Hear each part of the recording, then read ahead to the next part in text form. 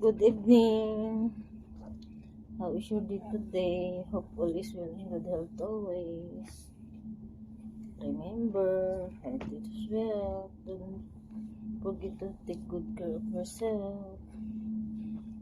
Prioritize your health and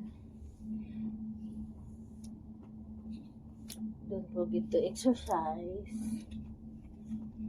And watch out your diet, especially when we are 40 and above. We need to control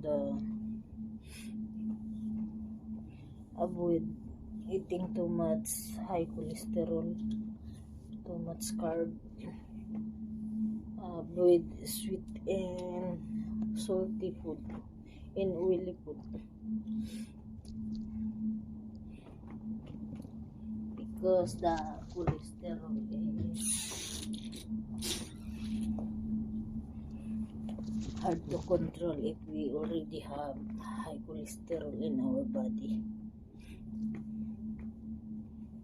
If we already have sugar, it's better to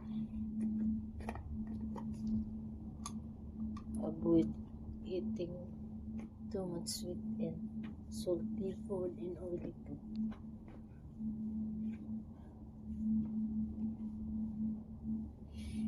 I hope all is well and good health always. And we need to pray also for the world peace. I hope and pray that the war will be stopped, because there are so many innocent people.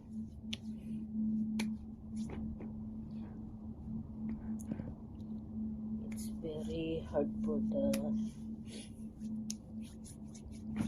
especially the kids, the pregnant woman, or the woman with the baby.